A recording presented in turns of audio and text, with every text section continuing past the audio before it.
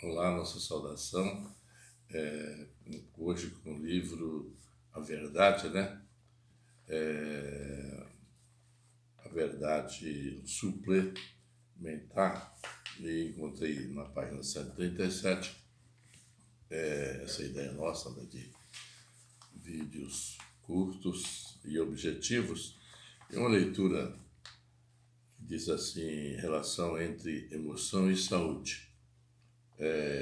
A teoria geocêntrica é substituída pela teoria heliocêntrica. Então, o mestre narra assim: vimos que as questões de felicidade e infelicidade, saúde ou doença do ser humano são relacionadas com a mente de cada pessoa. Então, ele comenta ainda que esse livro aqui foi editado em 1959, que desde lá, né, uma ideia mais ou menos assim, que a Seixinoe declara que a doença é causada pela mente e é curada também pela mente. E no mais. Mas, naquela época, o povo só acreditava que a doença era provocada por vírus, bactérias ou por carência nutricional, falta de alimentação, né, do corpo físico. Como achavam que as pessoas adoeciam devido a algum problema relacionado com a matéria, a imprensa alardeou, né, e achava que a Seixinoe preconiza cura pela mente, o que era uma religião que não era verdade, pois eles acreditavam que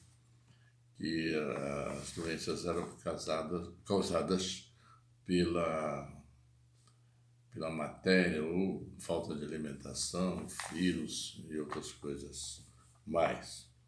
E sempre que surge uma ideia nova, as pessoas conservadoras não aceitam por ser diferente daquilo que sempre acreditavam.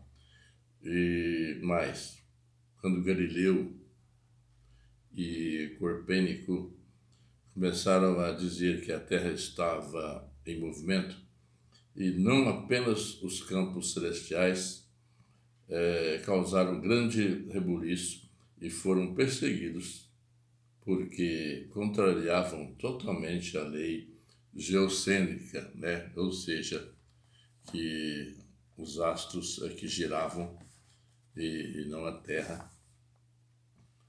Aceita na época, né? Que era uma ideia aceita na época. Entretanto, por mais que a visão física pareça que a Terra esteja imóvel e o Sol e as estrelas se movimentando, a teoria heliocêntrica de Galileu e de Copérnico começou a ser correta, né, da ideia. Ele passou que a Terra é que faz o giro perante os astros.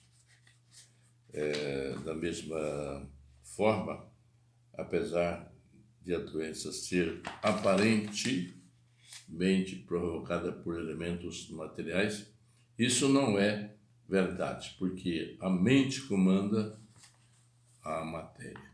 Isso está mais do que provado, né, que todos os problemas de saúde, a maioria, 90%, 70% lá, são causados pela distúrbios psicossomáticos. E mais adiante aqui o mestre cita uma leitura que ele, no jornal lá antigo, daquela época de 1956, a causa das doenças de 74% dos pacientes era de fundo emocional. Então, encontrei na página 10 do jornal Sunday Mainish, do dia 15 de janeiro de 1956, uma reportagem com o título A causa das doenças de 74% dos pacientes era de fundo emocional. da qual transcreverei a seguir uma parte. Então, vai citando aqui uma parte do jornal daquela época, que já estava enunciando, comprovando que a doença de 74% das pessoas, talvez internadas em hospitais, estavam sendo causadas pelos distúrbios, ou problemas psicossomáticos. E que o texto era assim: segundo um relatório apresentado há alguns anos por um hospital de New Orleans, nos Estados Unidos, 74% dos pacientes internados na sua ala de gastroenterologia